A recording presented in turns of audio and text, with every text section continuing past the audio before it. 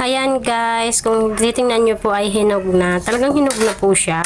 Kaso lang linuto ko. Gagataan ko po sana. Nalagyan ng manok or sardinas. Ang ginawa ko, ginisa ko na lang siya. Hindi ko siya linagyan ng toyo. Asin lang at saka yung ingredients niya at paminta. At meron din konting sardinas at saka sili. Nilagay ko. Sabi ko, tingnan ko kung ano ang lasa. Ayan, napakasarap pala guys. Kahit yung ganito lang. Tingnan nyo, hinog na po siya. Ang sarap ng niya. Ako nga, ipinapapa ko. And guys, naglagay po ako dito. Papapakin ko po siya. Hindi pa ako kakain ng kanin guys. Yan lang po ang kakainin ko. Yan, kasi nagustuhan ko po yung lasa niya.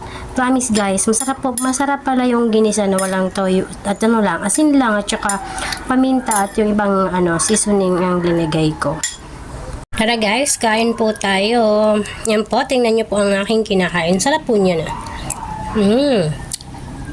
Hinog na po siya, pero masarap po talaga yun. Ginisa ko lang po siya sa sa asin, paminta at seasoning. At linagyan ko siya ng sardinas. Ayaw ko kasi maglagay ng toyo. Kaya hayan.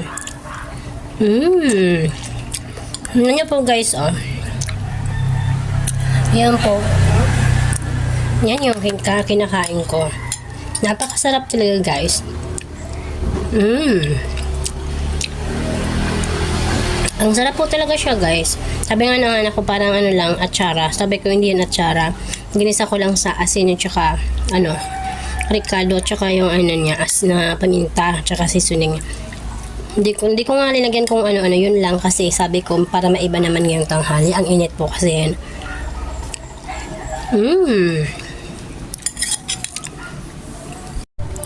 Ayan po guys, tingnan nyo. Mauubos ko na konti na lang.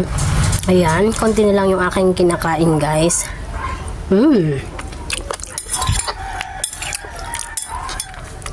Sa totoo lang, napakasarap talaga niya guys. Yung tipong lasang lang, simpleng ulam. Kaya nating papakin kaya nating kainin kahit walang kanin.